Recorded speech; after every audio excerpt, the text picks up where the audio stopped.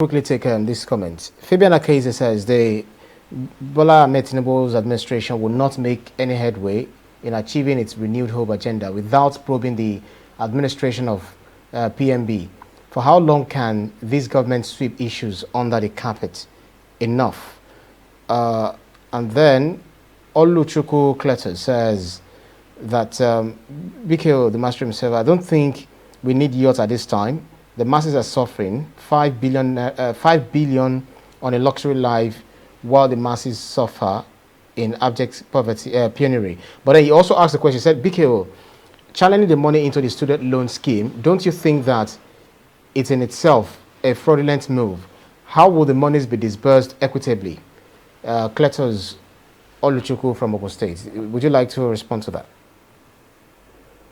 I think that the decision to divert what was initially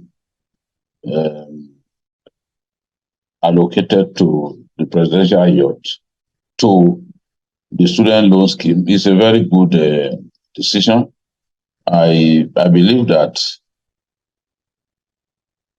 this will enable more students to benefit from the student loan scheme. I think it's a good decision.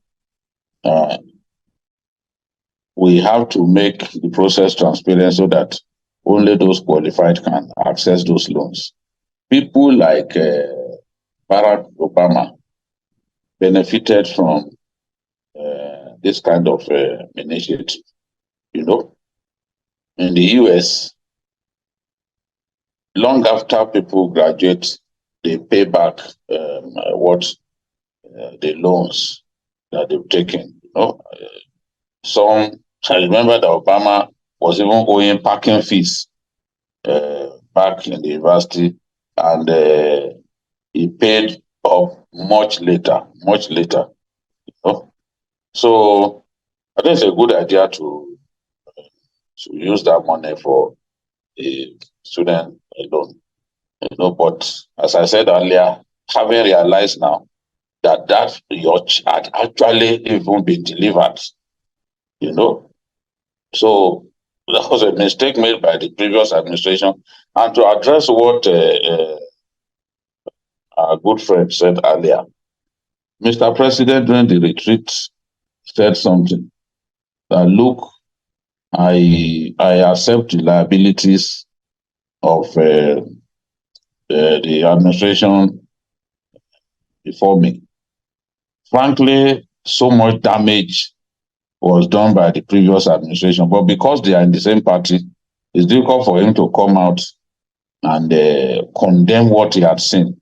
If they had been in rival parties, they would have seen a lot of back and forth, a lot of attacks, a lot of exposés, you know, about the current state of affairs, especially in respect of the economy. Nigerians were led to believe that we had up to $33 billion in our foreign reserves.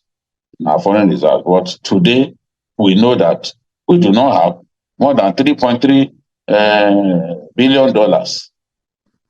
We actually were owing Goldman Sachs, owing JP Morgan, and nobody told us that we were owing about $8.5 billion.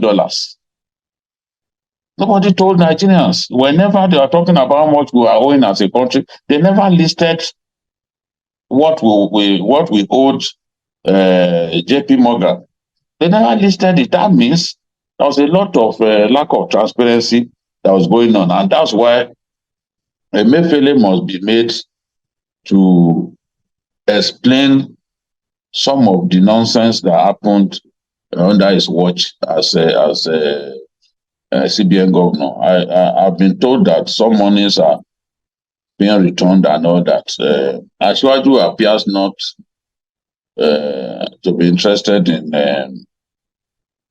anything beyond collecting some of the monies that he's sure some people have stolen and all that. But the more Nigerians continue to experience pain, the more this goes on, there will be pressure on him to look at some of the key people in the last administration and get them to account for some of the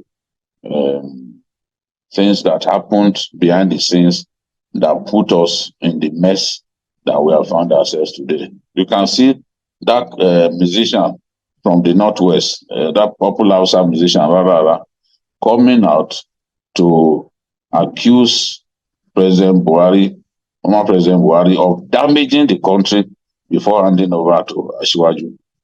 There are many people who feel this way.